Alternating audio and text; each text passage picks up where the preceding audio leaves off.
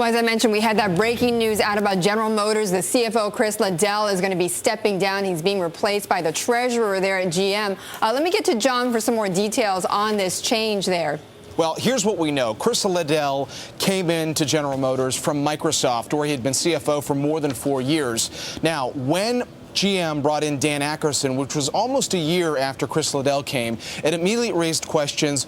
Would Chris Liddell be happy with that? It has been reported in the past, Betty, that there were tensions between the two men who have different management styles still on the face of it. And of course, Chris Liddell has been on our airwaves many times over the past few months. There was always a smile in front and business is first. But this is a guy who's in his early 50s, came to GM from Microsoft. And the big question now is whether or not there's another opportunity for him.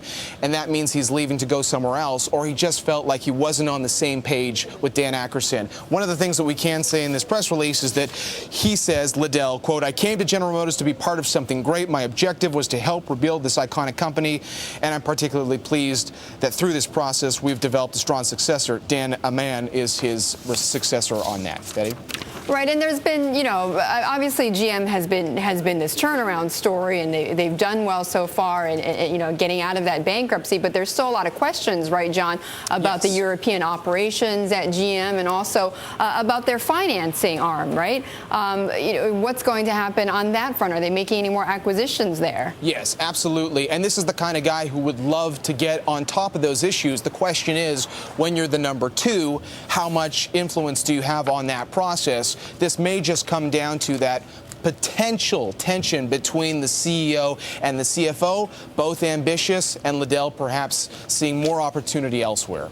Right, more opportunity elsewhere. And as you had mentioned, GM has had, of course, a succession of CEOs, I should say. Akerson, of course, being the latest. But that all sort of raises the idea of whether or not there really is, as you say, everybody on the same page. And this is only part of that story. Then. Yeah, and one other thing we should point out is we often talk about the exodus from Microsoft these days, the place where Chris Liddell left. They've lost a whole host of executives. They lost Stephen Elop, of course, to Nokia recently.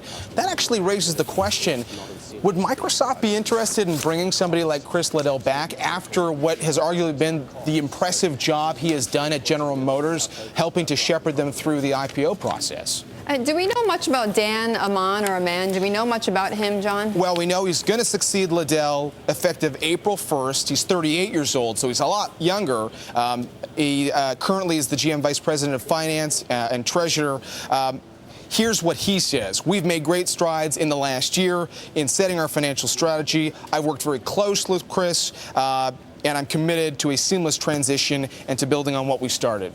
Kind of your typical fare there, but 38 years old is pretty young to be the CFO of a major company like General Motors. Typical corporate speak, but as you say, pretty young there to start heading up that division there for GM, or heading up the finances for GM. Thank you, John.